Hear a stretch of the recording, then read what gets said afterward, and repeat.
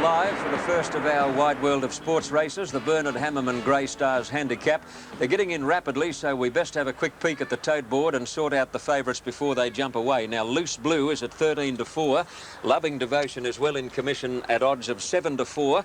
And Comanche Prince also has admirers at win tote odds of 5-1.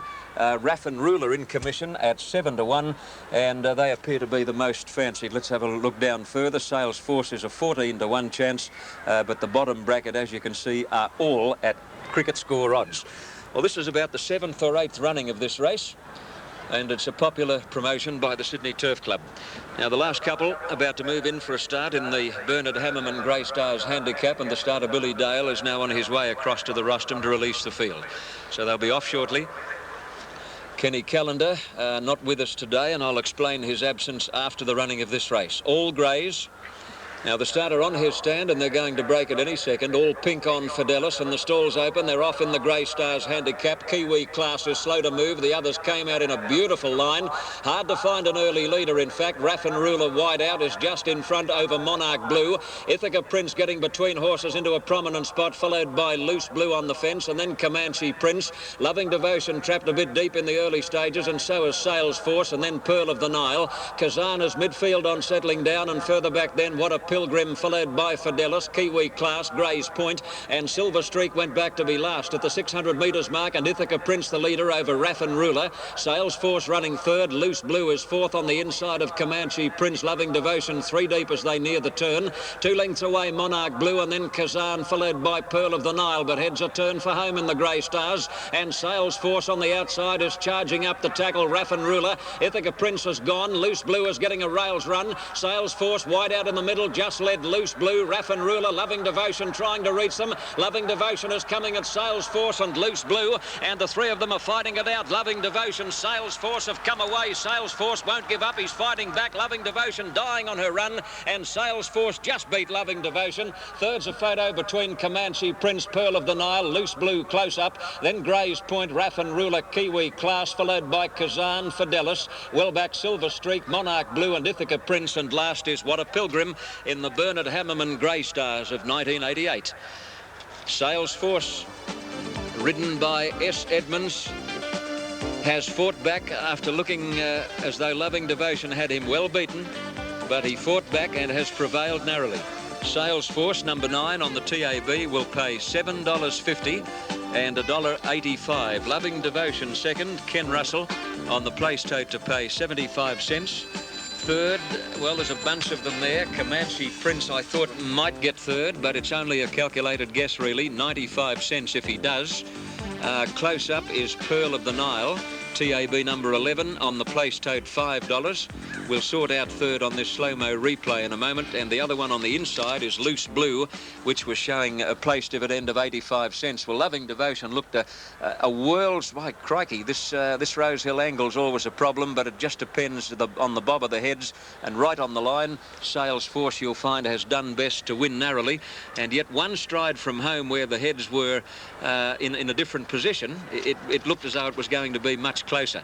Still, they're probably 2 or 3 horses apart, and you can never be 100% certain if you're trying to calculate a winning margin, but he looks to have won by a head, Sales Force, a good head.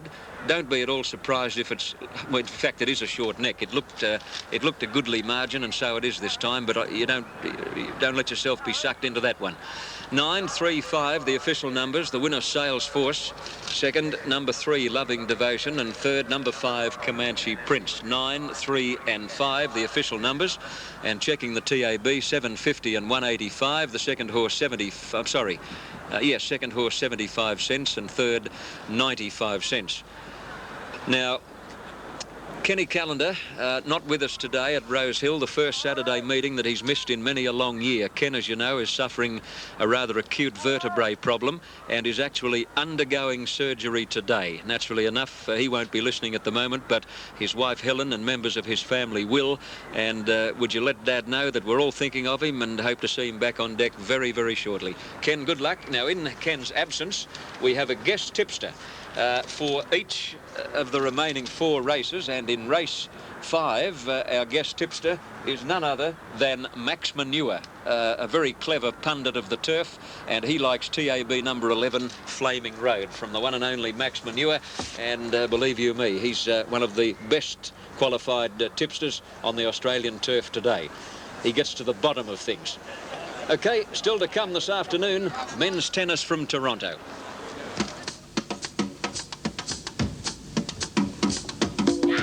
Well, it's time to join Johnny Tapp now out at Rosehill for race 5. And Johnny, there's been a lot of controversy over Placid Arc during the week. I'd just be interested in your thoughts. A lot of the trainers saying that that it will affect their ability to get horses better. How do you see it?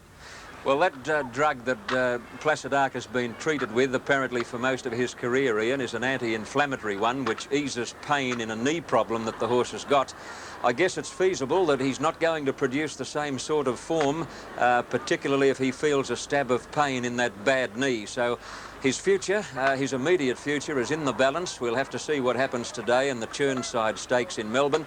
I guess you'd have to say, long range, he may well finish up in the United States of America, where they can race under certain prescribed drugs. OK, now, quickly, the tote call on the race coming up, the Adelaide Casino Handicap, and we find, as the runners get into line, that number 2, Strike Regal, has come in from about 30 to 1 to 10 to 1. Fameza 4, Balmonero, a New Zealander, and a recent acquisition by trainer Les Bridge, is at now 5 to 2 on the win tote.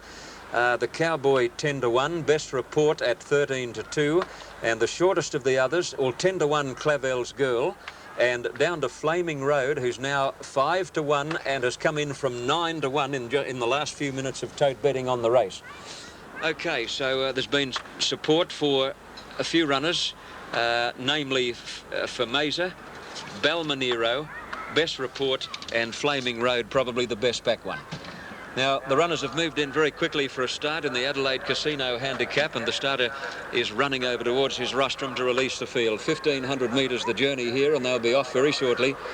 Hidden Cove is the inside runner. Strike Regal and Social Time are facing up well with Fameza, Blandford Park, an imported galloper. Now, the starter got down off his stand and went back towards the starting gates to make a last-minute inspection of one of the runners drawn close to the inside. Solivari stands up well with Clavel's Girl and the 8-year-old mare Mildew. Hidden Cove, line's good, and they'll be off shortly. Physique stands well, so does Sir Bijou. Clavel's Girl, the inside runner, the gates open and they're off, and Balmonero began awkwardly. He's one of the last out of the barrier, Balmonero. Beginning smartly, the Cowboy is the early leader over Clavel's Girl and Hidden Cove. Fameza is going to settle down in the box seat, running fourth, and Balmonero improving quickly along the inside. And then Flaming Road and Best Report is trapped out deep at the 1,200 mark. Further back, Social Time, Sir Bijou. And then at the head of the others, Strike Regal, followed by Mildew. Second last, Blandford Park. And Solivari is back towards the with Physique at the 1,000 mark, and the Cowboy stacks them up, led by a half length on Clavel's Girl, with Hidden Cove pratted 3 wide around that corner. Balmonero has improved on the inside to be fourth now, followed by Fameza. Best Report is 3 deep at the 800 mark, and 2 lengths away Social Time, Flaming Road. A length to Mildew, followed by Blandford Park, and then Strike Regal and Sir Bijou, and last of all Solivari. 600 out, the Cowboy led over Hidden Cove. In third place, Clavel's Girl. Fameza fourth on the outside. Balmonero hard ridden by Olsen as they turn for home, and then Best Report followed by Flaming Road and Mildew as they flatten out for the run home, and the Cowboy got away from them. Balmonero getting off the fence is under heavy pressure. Clavel's Girl in the centre, Fameza on the outside. It's Fameza heading the Cowboy now. Fameza hit the front at the 200 mark. Further out, Flaming Road and Best Report are running on strongly, but Fameza clear with 100 to go.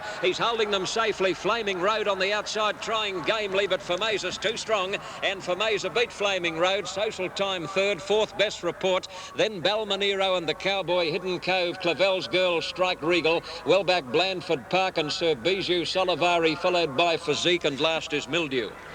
Stand by for numbers, but another one to Fameza, who's racing in top form.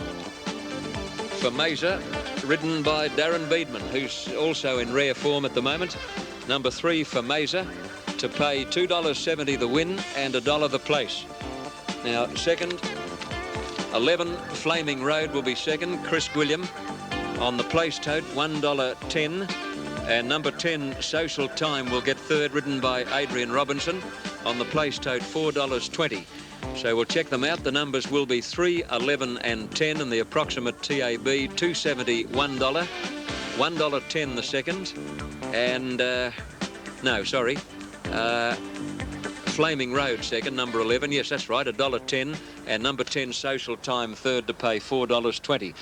Well, this Formosa on your screen being brought back by Darren Beedman, who's a mile in front on the Jockeys Premiership in the new season, which, of course, commenced as recently as Bank Holiday. But he's going very, very well. He rode 4 winners last Saturday at Warwick Farm, another treble at Canterbury on Wednesday, and this is his first win so far today at Rose Hill. So that's a total of 8 in a week on metropolitan tracks, and he'd ridden 3 or 4 before that, so he must be up around the 10 or 11 mark now on the current jockeys list. Formosa is trained at beautiful Maruya on the far south coast by S.A. Stevens, and just to prove that you're never too old, Formosa is a 7-year-old gelding, today having his 44th race start. He's won 15 of them with 10 seconds and 4 thirds. He's been a remarkably consistent horse, and he's just as good on rain-affected ground as he is on top of the ground, as is the case here at Rose Hill today. In fact, the track today is fast. 1 length and a quarter, 2 lengths, and what time did he run? 1:28.6, which is only 4/10 outside the race record. And Darren Beedman's about to return now on this 7-year-old chestnut gelding by Star Shower out of Early Dash, raced by GJ and Mrs. M.P. Purcell, trained by S.A. Stevens at Maruya, and ridden by Darren Beedman, who's now won 8 metropolitan races in the space of 7 days. Yes, Maruya. No wonder he's a good horse. If you don't do well in a place like Maruya, there's not much hope for you. A beautiful town on the south coast. Righto, now with Kenny out of action today, we have another guest tipster for race 6, and again it's my great pleasure to present the thoughts of Photo Finish Phil. Not in the least bit negative, in fact very positive in his views on race form, and he likes the great Vo Rogue, TAB number 1 in the Premier Stakes, sponsored by Cadbury's Roses. Photo Finish Phil. Good on you, Phil. OK, coming up, storm clouds over the Australian golfing scene. The champion Vo Rogue is racing in race 6 at Rose Hill. But Johnny Tapp thinks there's a horse in the field that can beat him. Tappy, you must have a high regard for that horse. Ian, I've got a big rap on High Regard. He's a bit of a giant killer, you know. On 1 or 2 occasions in the past, he's come along to upset the stars. I do happen to know that his track work at Hawkesbury has been the best of his career in the last 2 weeks or so. Believe you me, Ian, he's going to give Vo Rogue one hell of a nudge in this race coming up, High Regard. OK, let's have a quick brush through the totes before they jump in the Premier Stakes. Vo Rogue 6-4 and is a solid favourite. Groucho 9-1. Wong at 13-2. Sky Chase at 5-1. High Regard 5-2.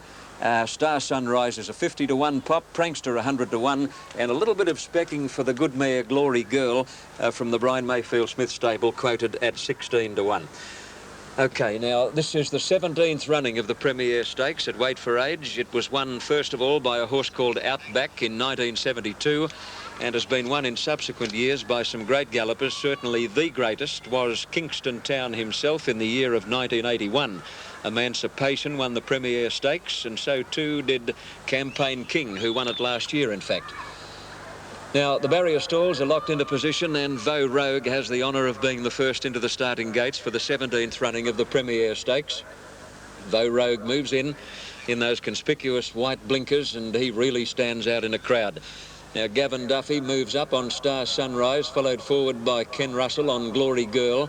Sky Chase being trotted around by John Marshall. High Regard is about to be led up. Sky Chase is a very plain looker and always has been. He's a rather buff-headed looking horse, Sky Chase, and I say that advisedly. But he does look to have built up and furnished a good deal during his most recent spell. He's got more weight, more condition on him now than he's had at any stage of his career so far, but he's certainly no Robert Redford. Now, Groucho moves up into line, and that's just about intact now for a start in the Premier Stakes. Waiting for the starter Billy Dale to move over and release the field. He does that now. Vo Rogue, the inside runner. They steady down. A Group 3 race, and they're off, and there's a good start. Vogue seemed to balk a little bit in the first 50 metres, and Small has to heel him along in the early part to dive through and go to a narrow lead over Glory Girl. Wong makes a line of 3 soon after the start, and then Groucho followed by Star Sunrise. High Regard a length and a half further back as Sky Chase, and he's back last with Prankster. 7 lengths covers the field at the end of 300 metres, and Vogue drew to the lead now under a good hold. He's a length clear of Wong. About 2 lengths away, Groucho on the outside of Glory Girl. Another 2 to High Regard on the outside of Star Sunrise, and the last couple of Sky Chase and Prankster inside the 600 mark, and the great Queenslander Vogue is striding along in front, led by 2 lengths or more to Wong. A length away Groucho, and then Glory Girl. High Regard about 4 deep on the turn, and Sky Chase even wider into the straight, and Vogue flat to the boards is the leader. Wong on the outside is making a race of it. Wong is coming at Vogue on the fence behind them. Glory Girl is Groucho joining in, and look at Sky Chase. He might beat them all. Sky Chase down the outside with a flashing late run. Groucho hit the lead. Sky Chase and Wong are trying to get to him. Sky Chase is doing best. Sky Chase grabs the lead close to home, and it's a sensational first up win to Sky Chase. He beat Groucho and Wong, and then Vogue and High Regard followed by Prankster and Glory Girl, and last of the 8 is Star Sunrise in the Premier Stakes of 88.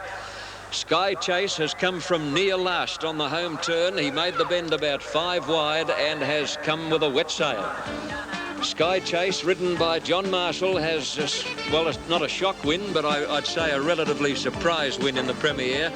And on the TAB, he'll pay $2.85 the win and $90 the place. Now, second and third, Groucho will get second, ridden by Shane Dye on the place tote, $1.25.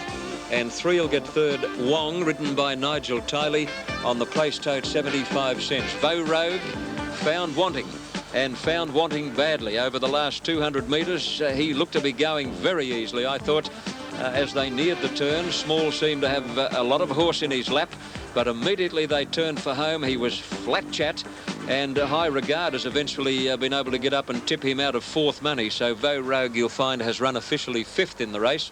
High Regard found it too short. He was just warming up when it was all over. But I can't see much point in making excuses for any of the beaten division, because Sky Chase gave him a start. He made the turn 5 deep and beat them fair and square. In fact, he smacked their backsides, Sky Chase.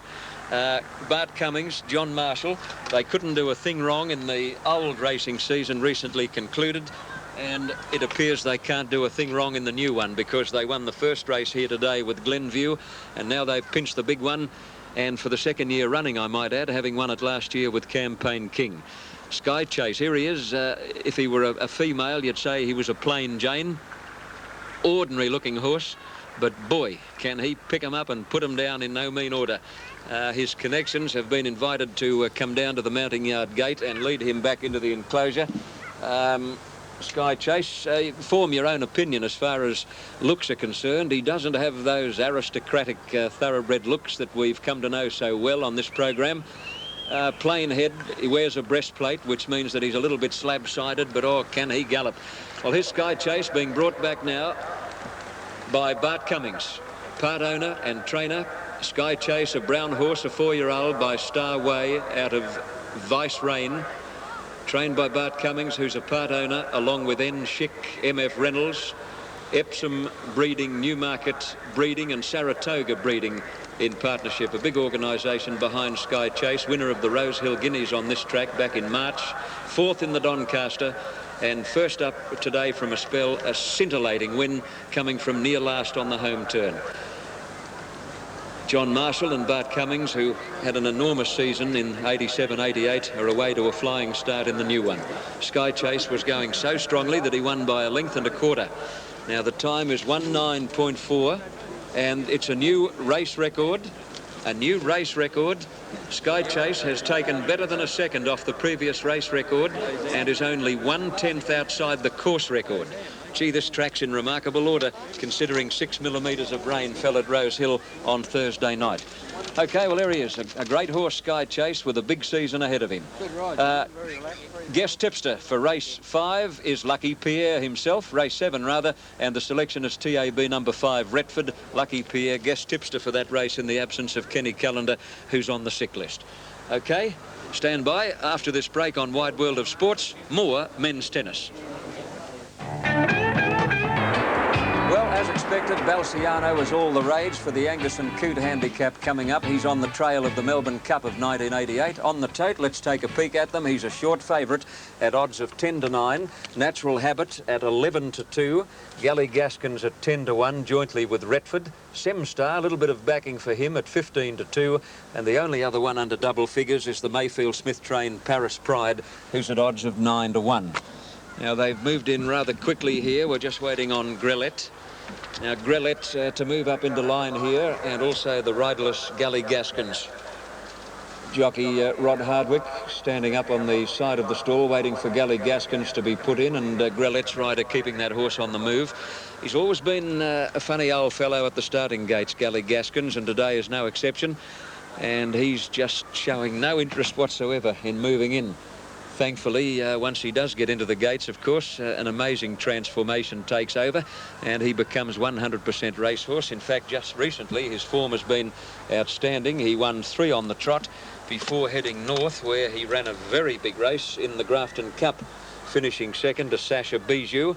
His last run was a little bit disappointing, 5th on this track a fortnight ago behind Prince Toranaga. But still, he loves Rose Hill and he could easily run well here without surprising. Now, Gally Gaskins has finally moved into line. Rod Hardwick back in the saddle. And now the stall's open and they're off and running. Balciano began a little bit sluggishly, and Phillips has got to heel the favourite along in the first 50 metres or so. Now, bouncing out smartly, Retford is the early leader, taken on and headed by Hasty Miss, who takes over the running. Natural Habit settles in 3rd place, and close handy Semstar. Paris Pride making a rush up towards the lead. Gally Gaskins midfield on the first turn with Balciano, followed by Reaction. Further back, Commercial Balance and Grelette, and Big Mr. Wolf is last. To the back, they run to the 1400 mark. Hasty Miss is being taken on by Reaction, and there's a ton of speed on. They're clear by 2 lengths on Gally Gaskins. Nearly a length away, Paris Pride, and a half to Balciano, and the top weight has picked up the bit, and he's starting to travel now at the 1200 mark. Further back, Natural Habit, followed by Retford, and then Grelette on the outside of Semstar. Commercial Balance second last, and a neck away last is Big Mr. Wolf as they go to the 1000 peg, and Reaction on the outside is just the leader. About a neck on Hasty Miss, with Gally Gaskins in the box seat running 3rd, followed by Paris Pride. Natural Habit a length away, Balciano, who's about 4 from the lead, and Phillips has got the favourite travelling sweetly now. Further back is Retford, followed by Grelette, and then Semstar. Second last, Commercial Balance, and last is Big Mr. Wolf. About 700 out as they near the turn, and Hasty Miss again poked up on the inside to take a narrow lead over Reaction. In 3rd place, Gally Gaskins, and then Paris Pride. Natural Habit. Grelette is out very deep as they near the turn, followed by Balciano, and then Semstar, Retford, and Commercial Balance. Balciano has to go 7 and 8 deep on the turn into the straight, where Paris Pride has dashed to the lead. Paris Pride kicked away, turning for home over Grelette and Natural Habit, and then Commercial Balance and Balciano, who doesn't look to be doing enough to win. Paris Pride in front. Retford has burst out of the ruck. Retford's coming after Paris Pride, and then Grelette and Balciano on the extreme outside can't get to them. Retford headed Paris Pride. Grelette is diving at Retford. Retford and Grelette. Retford did best and beat Grelette. Natural Habit will get 3rd in front of Paris Pride, followed by Balciano, Commercial Balance, and then Semstar, Big Mr. Wolf, followed by Hasty Miss and Reaction, and Gally Gaskins pulled up with the tail enders. Balciano, under his big weight, just kept plugging away down the straight without ever looking a threat of overhauling the others. And right on the line, Retford looks to have held out Grelette to win narrowly. Retford, number 5, ridden by Craig Carmody, and Retford on the TAB showing $3.55 and $1.05. Grelette is the one on the outside in the black cap, lunging in the last bit with Ron Dufficy on board. Grelette on the place tote, $2 even, and I think Natural Habit will get 3rd. I'm pretty sure he will, in fact, ridden by Darren Beedman on the place tote, 95 cents. But Paris Pride is close up.